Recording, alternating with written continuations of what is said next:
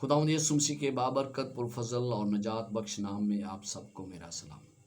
आज हम सबक नंबर 2 सीखेंगे, पेश आने वाली खटालियाँ।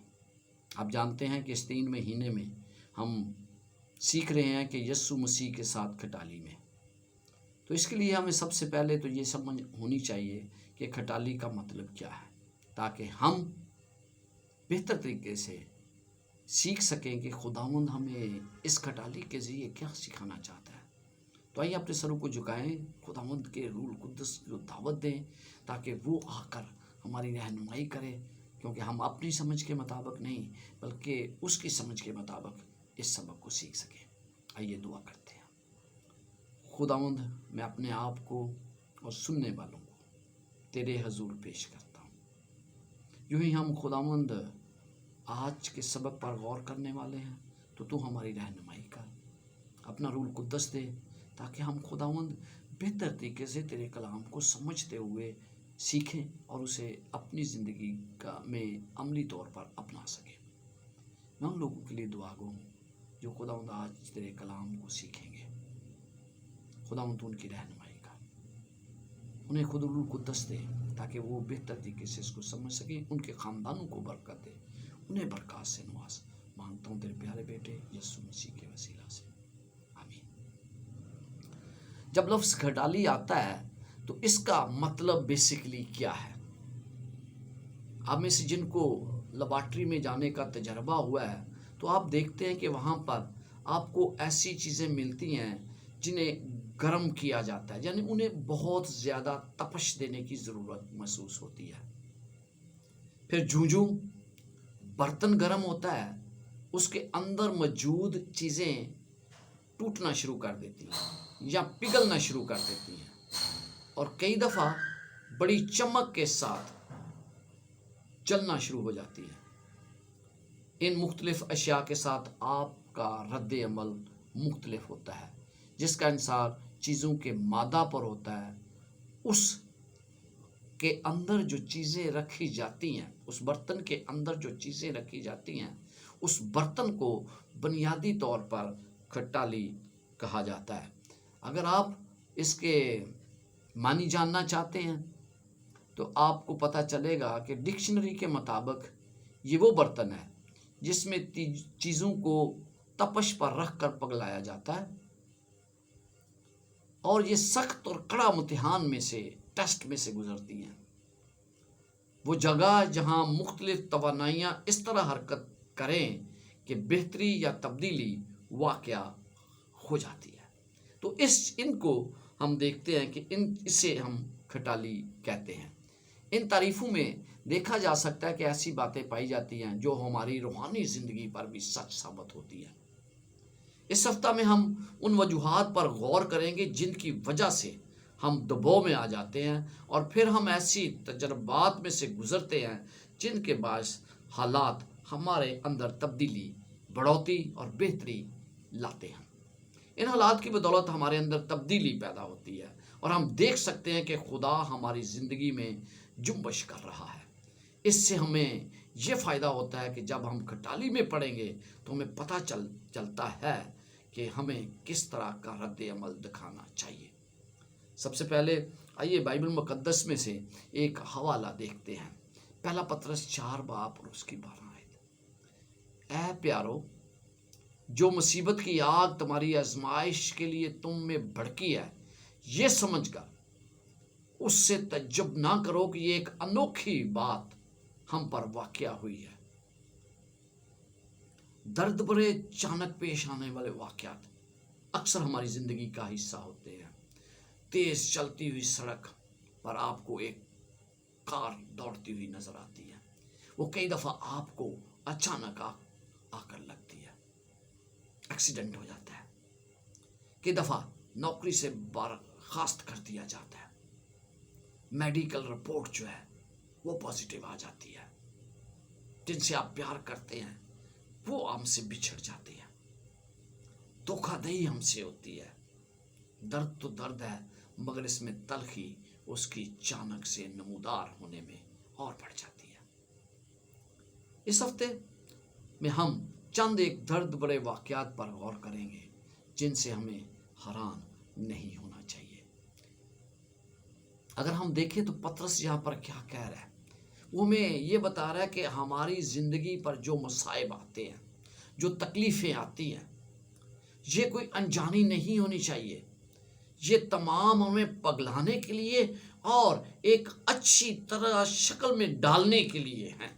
ये यूं एक खटाली है जिसमें सोना आग में जाने के बाद कुंदन बनता है। उसी तरह यहाँ पतरस रसूल हमें कह रहा है कि हमारे किरदार में ऐसी तब्दीली की ज़रूरत है ताकि हम उन मुसीबतों में से गुजर कर कुंदन बन जाए। आइए हम पहला पतरस 4 बाब उसकी 12 से 19 आयत पर गौर करते हैं। बाइबल मुकद्दस में यहाँ पे लिखा है, ऐ प्यारे, जो मुसीबत की आग तुम्हारी आजमाइश के लिए तुम में भड़की है, ये समझकर उससे तज्जुब ना करो कि ये एक अनोखी बात हम पर वाक़या हुई है। इस बात को कभी ना समझें कि जो मुसीबत, जो तकलीफ, जो दर्द, जो अचानक एक्सीडेंट्स मेरे साथ हो रहे हैं, ये अचानक नहीं है मेरे अजीजों। ये कोई अनोखी बात नहीं है। वो कह रहा है ये ईमानदारों का जेवर है।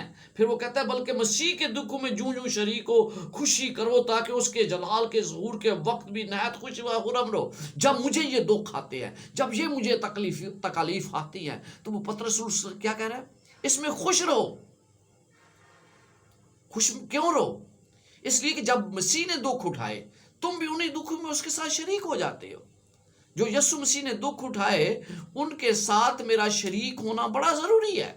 तो अगर मैं उसके दुखों में शरीक हो जाऊंगा तो लाजमी बात है कि आज मुझे जो दुख मिल रहे हैं, आखिर में मुझे खुशी मिलेगी। आखिर में मैं उस बादशाह के वारिस हूँगा और यीशु मसीह के साथ रहूँगा, क्योंकि मैंने वो मुसीबतें उठाई हैं।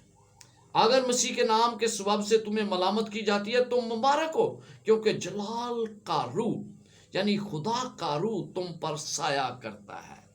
कैसी खूबसूरत बात है कि जब मुझ पर मुसीबत आती है तो जलाल का रूह क्या है। यहाँ पर जलाल का रूह बुनियादी तौर पर वो रूह है जो खुदावंद यीशु मसीह का रूह है। यानी जब यीशु मसीह यहाँ पर सलीब दिए गए, जी उठे, तो वो जलाली हुए। तो वो क्या कह रहा है कि उसी जलाल का रूह तुम में है, तुम पर साया करता है। यानी यीशु मसीह हमारे साथ है। जब हम मुसीबत में हैं तो कहता है मुबारक हो, यू आर ब्लेस्ड पीपल। बड़ी अजीब बात है ना, मुसीबत आती है तो हम मुबारक लोग होते हैं।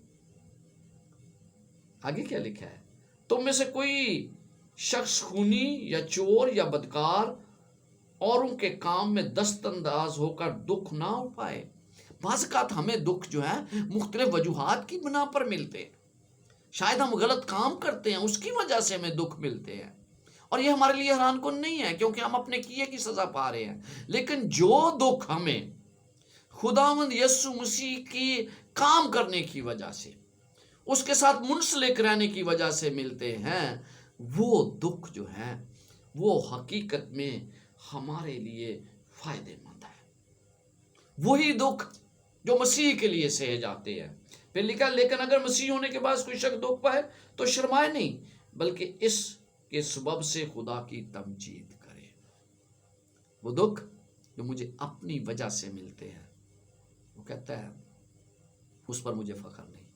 मुझे फख्र किस बात पर होना चाहिए कि जो दुख मुझे खुदावंद यीशु मसीह की वजह से मिलते हैं, क्योंकि वो कहता है कि वो वक्त आएगा कि खुदा के घर से अदालत शुरू होगी, और जब खुदा के घर से अदालत शुरू होगी तो फिर कितना ज़रूरी है कि मैं इस बात को समझूं कि मैं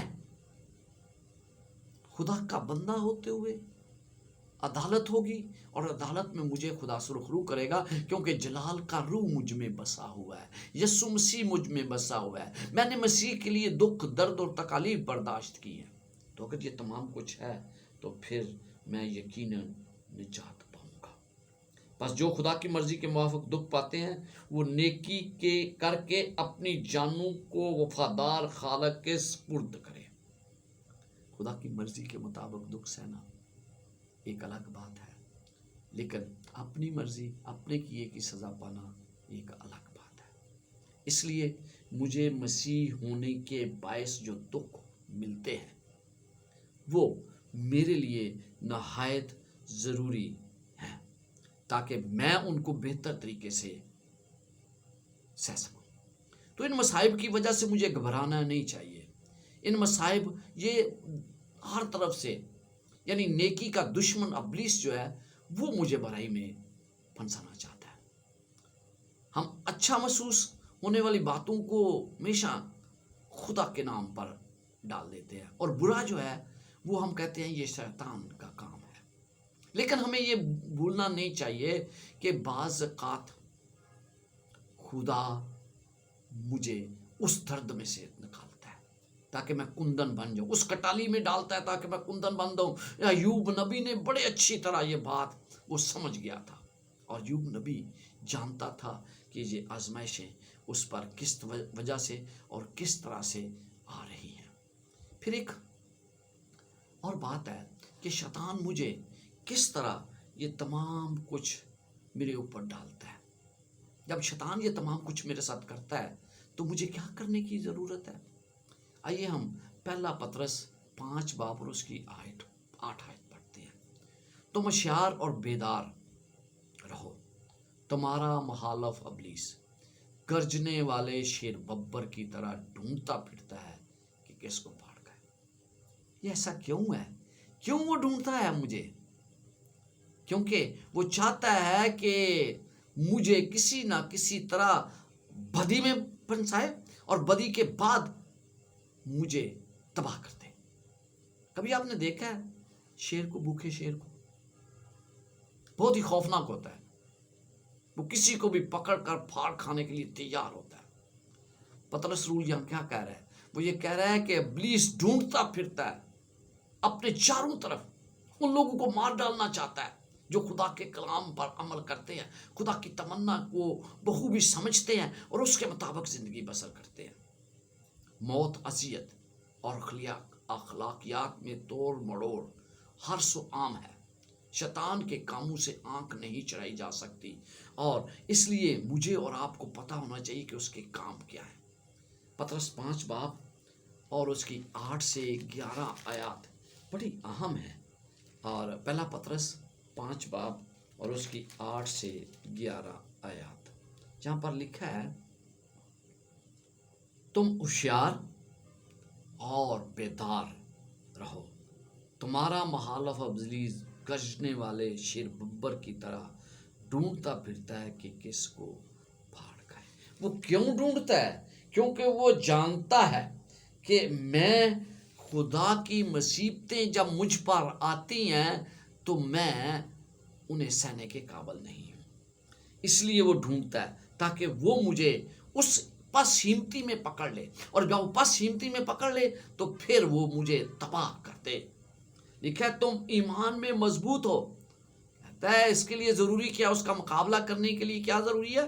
کہ ایمان میں مضبوط رہو، اور پھر جب ہم ایمان میں مضبوط ہوں گے تو اس کا مقابلہ کر سکیں گے۔ اور مت بھولو اس بات کو کہ ہر ایک جو تم سے پہلے گزرا ہے اسی نے بھی اسی طرح مصیبتوں میں سے گزرا ہے۔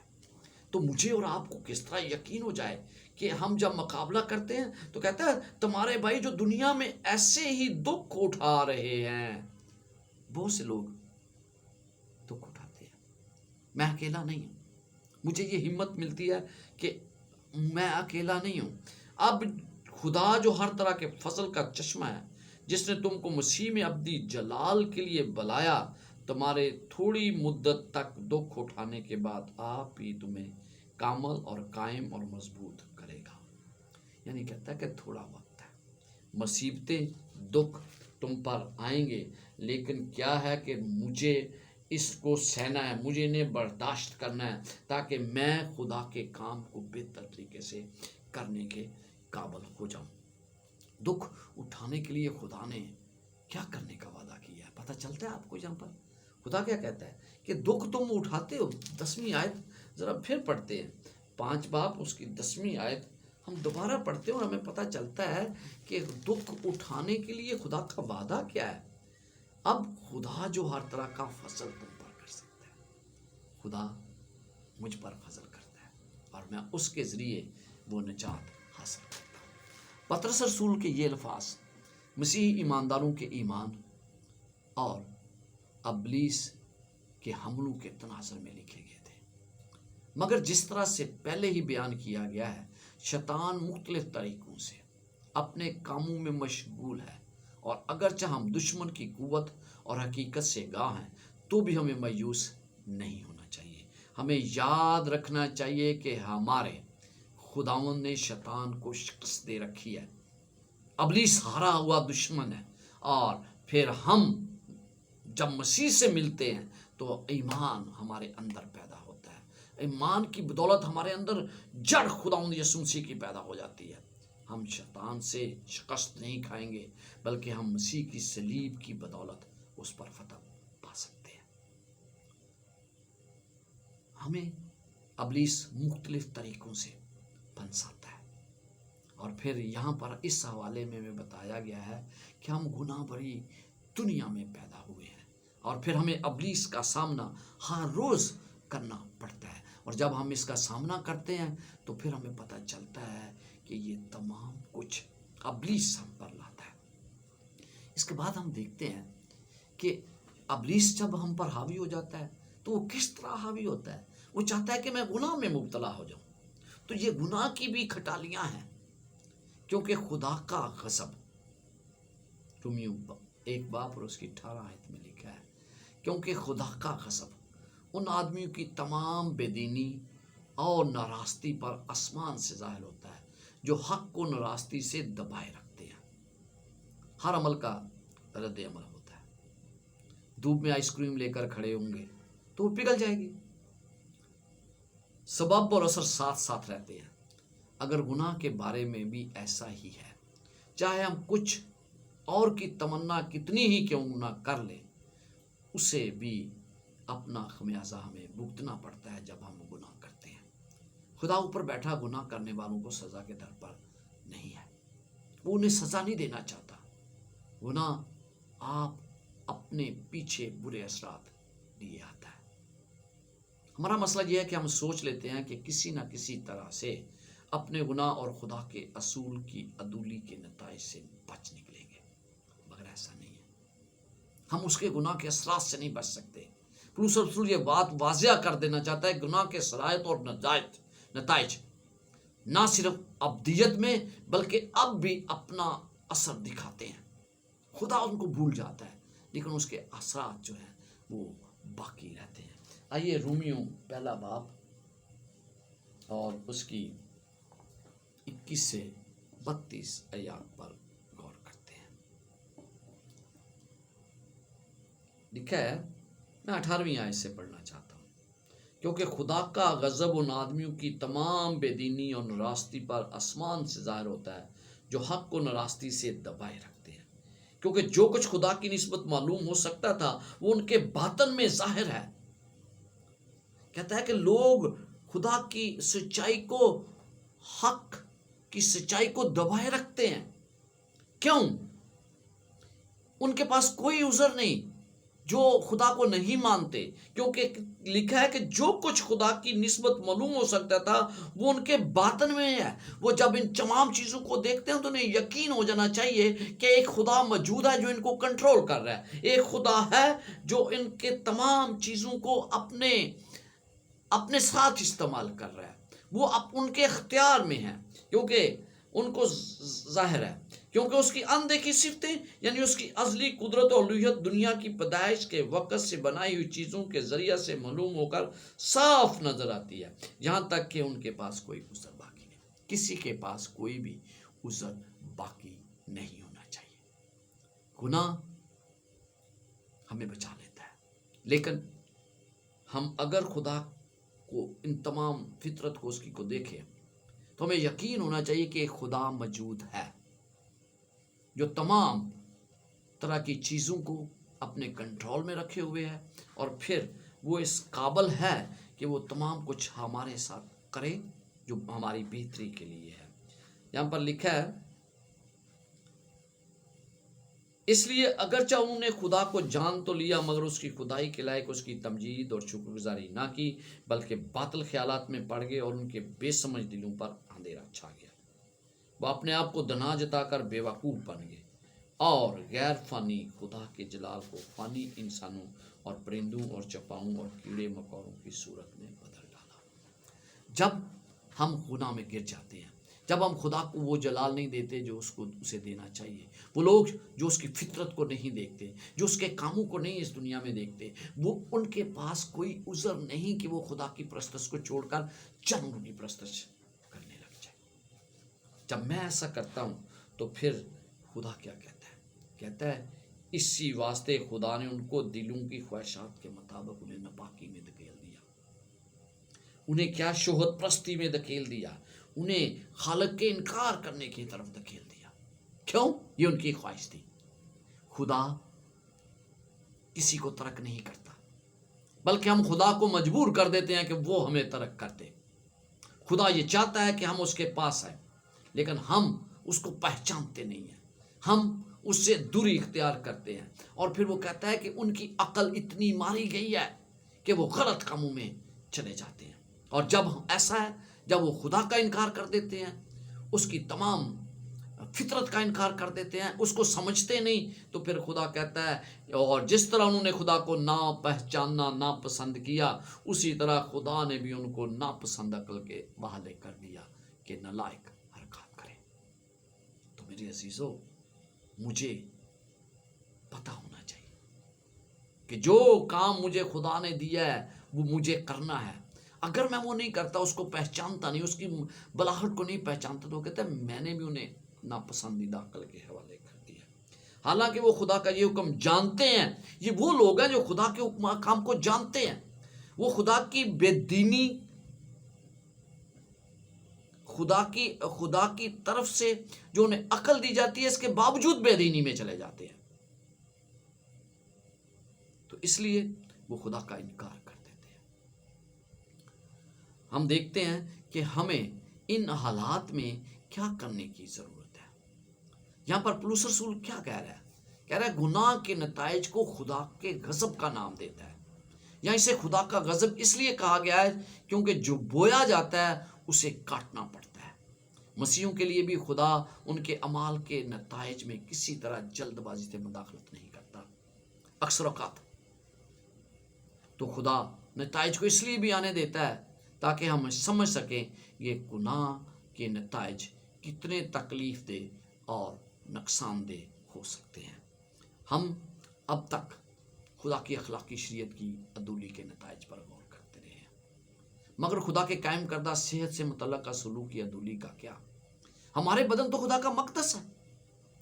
اگر ہم اپنے بدنوں کے ساتھ نامناسب غذا اور غلط اور کثرت کی زیادتی کرتے ہیں اور پھر ضرورت سے زیادہ کام کریں تو یہ بھی خدا کے حضور گناہ ہے، کیونکہ ہم اپنے جسم پر زیادتی کر رہے ہیں۔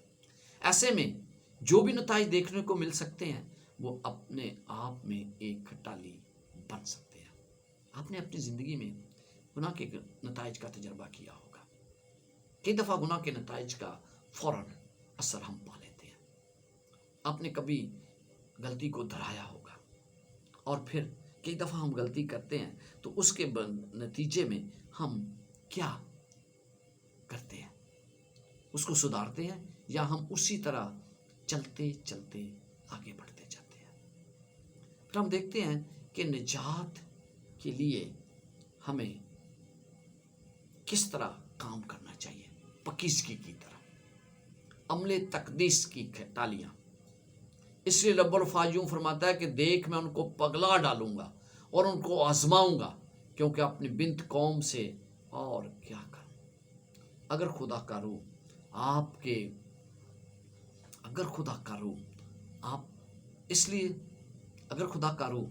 آپ کے دل میں ایسا کلام لائے جس سے تکلیف ہو، تو یقین کر لیں کہ خدا آپ میں کچھ ایسا دیکھ رہا ہے جسے وہ موت دینے کے درد تک لے جانا چاہتا ہے۔ آپ یرمیہ 7:9 باب اور اس کی 7 سے 16 آیات ہم پڑھیں گے، اور یہاں پر دیکھیں گے کہ خدا کس طرح کون سی کھٹالی यहाँ पर बयान की गई है। यिर्मयाह 9 बाब उसकी 7 से 16 आयत। इसलिए रब्बुल फ़ाज फरमाता है कि देख मैं उनको पगला डालूंगा और उनको आजमाऊंगा, क्योंकि अपनी बिन्त कौम से और क्या करूं। उनकी ज़बान मोलक तीर है, उससे दगा की बातें निकलती हैं।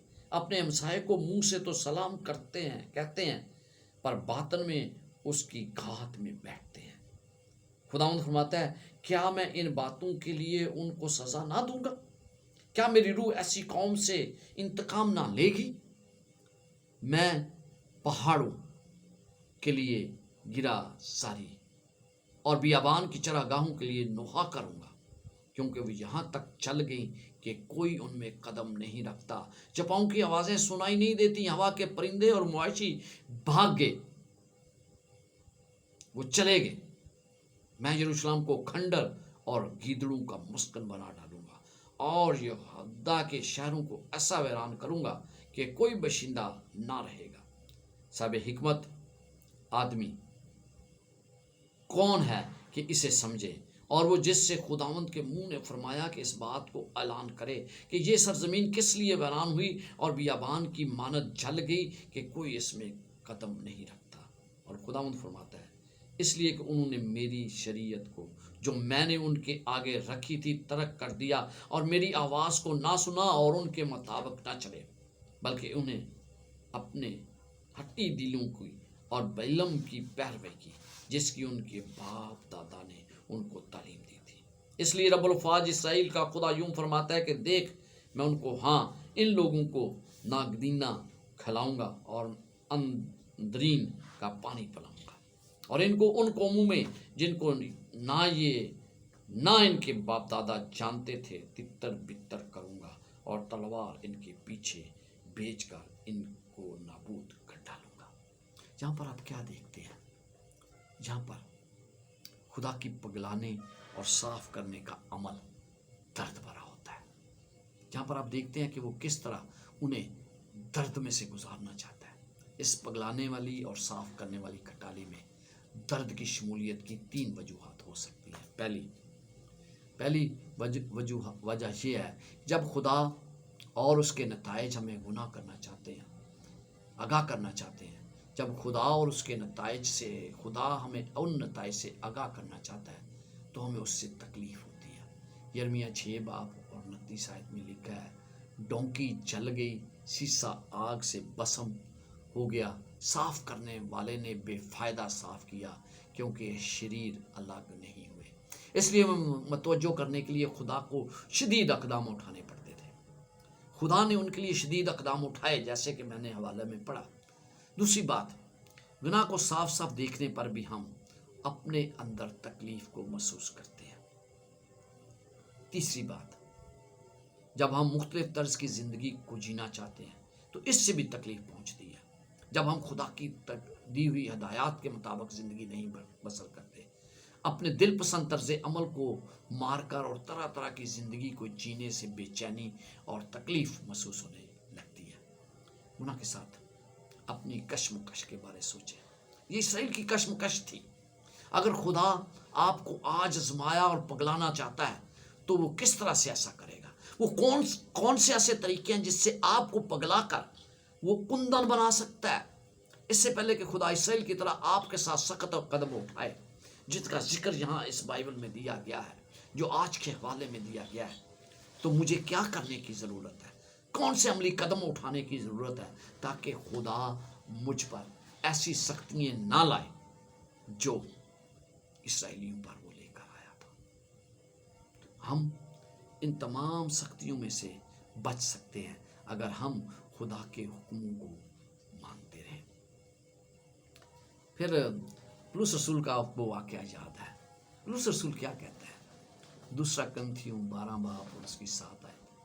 वो कहता है, मुकाशफा की ज़ायदती के बायस मेरे फूल जाने के अंदेशा से मेरे जिस्म में कांटा चुभवाया गया, यानी शैतान का कसद, ताकि मेरे मुक्के मारे और मैं फूल ना जाऊं। अजीजों, पौलुस रसूल को कौन सा कांटा चुभा? اس کا بائبل میں ذکر نہیں ہے، لیکن ہم دیکھتے ہیں کہ کاٹنے اور چھانٹنے میں بہت فرق ہے۔ جن پودوں کی ہم ضرورت محسوس نہیں کرتے انہیں ہم کاٹ ڈالتے ہیں، مگر جن سے زیادہ اور بہتر پھل حاصل کرنا چاہتے ہیں انہیں چھانٹتے ہیں۔ خیر دونوں کاموں میں تیز دھار والے ہتھیار کی ضرورت پڑتی ہے۔ سچ تو یہ ہے کہ چھانٹنے کے وقت باغبان پودوں کے ان حصوں کو تراشتا ہے جو اس کے مطابق پودے کو تباہ کر رہے ہیں۔ کسی نے روحانی اعتبار سے یوں لکھا، کیا آپ خدا کی باکثرت برکات اور اس کے بیٹے کی صورت میں مزید ڈالنے کے لیے التجاؤں کو پیش کر رہے ہیں؟ اگر آپ کا جواب ہاں میں ہے تو آپ کینچی کے لیے درخواست کر سکتے ہیں۔ اکثر اس پر تبصرہ ہوتا رہتا ہے کہ پلوس کا کانٹا آخر تھا کیا؟ 2 کرنتھیوں 12 باب جیسے کہ 7 آیت میں پڑھا۔ کچھ کا خیال ہے کہ اس کے دشمن کی بات ہے یہ، اور کچھ سوچتے ہیں شاید جو کچھ بولنے میں مشکل تھی اس کی طرف خدا اشارہ کرتا ہے۔ لگتا ہے کہ مسئلہ اس کی درست طریقے سے دیکھنے کے ساتھ تھا۔ بہت سی مختلف رائے لوگوں کے اندر پائی جاتی ہے۔ حیرت کی بات یہ ہے کہ پلوس کے مطابق یہ کانٹا اسے چبویا گیا تھا۔ چبویا گیا، پلوس کا مطلب کیا ہے کہ وہ کانٹا مجھے چبویا گیا؟ خدا اس کی بہتری کے لیے کس طرح سے استعمال کرنے کے قابل تھا؟ خدا نے اس کو یہ کانٹا چبو دیا تاکہ وہ پھول نہ جائے؟ کئی دفعہ میں شاید اپنے آپ کو سمجھتا ہوں کہ میں خدا کے کام کے لیے بہت کام کر رہا ہوں، دوسرا شخص نہیں کر رہا، تو مجھ میں بھی کمی پائی جاتی ہے، آپ میں کمی پائی جاتی ہے، اور خدا اس کمی کو دور کرنا چاہتا ہے جو میرے اور آپ کے اندر پائی جاتی ہے، اور اس وقت تک نہیں کرے گا جب تک میں اپنے آپ کو حلیم نہیں بناتا۔ ذہن میں اس بات کو رکھیں کہ پلوس اس کانٹے کا کچھ خاص مقصد تھا تاکہ وہ پھول نہ جائے۔ بات کسی ایسے گناہ کی نہیں تھی جس کا وہ مرتکب رہ چکا تھا، بلکہ معاملہ اسے کسی مستقبل میں ممکنہ گناہ میں گرنے سے بچانے کا تھا۔ خدا اسے بچانا چاہتا تھا تاکہ وہ کسی اور گناہ میں نہ گر جائے۔ پلوس کو احساس تھا کہ فطرت وہ گناہ میں گرنے کی کمزوری رکھتا ہے، جبکہ اس کا یہ کانٹا اسے گرنے سے بچا سکتا ہے۔ تو میرے عزیزو، ہماری زندگی میں بھی شاید ایسے کانٹے ہوں، ایسی کھٹالیاں ہوں جو ہمیں گناہ میں گرنے سے بچا سکتی ہے۔ پلوس اپنے کانٹے کا سامنا کس طرح سے کرتا ہے؟ آپ کے خیال میں پلوس کی روحانی کمزوری اس کے لیے روحانی برکت کا باعث تھی؟ پلوس کا اپنے کانٹے سے نمٹنا آپ کے لیے بھی کیسی اور ایک اچھی مثال بن سکتا ہے۔ تو عزیزو، آخر میں ہم 2 کرنتھیوں 12واں باب اور اس کی 7 سے 10 آیات پڑھیں گے، اور یہاں پر دیکھیں گے کہ پلوس رسول اس کانٹے کے بارے میں کیا کہتا ہے۔ 2 کرنتھیوں 12واں باب اور اس کی 7 سے 10 آیات۔ بائبل مقدس میں یوں لکھا ہے، اور مکاشفوں کی زیادتی کے باعث میرے پھول جانے کے اندیشہ سے میرے جسم میں کانٹا چبویا گیا، یعنی شیطان کا قصد تھا کہ میرے مکے مارے اور میں پھول نہ جاؤں۔ اس کے بارے میں نے 3 بار خداوند سے التماس کی کہ یہ مجھ سے دور ہو جائے،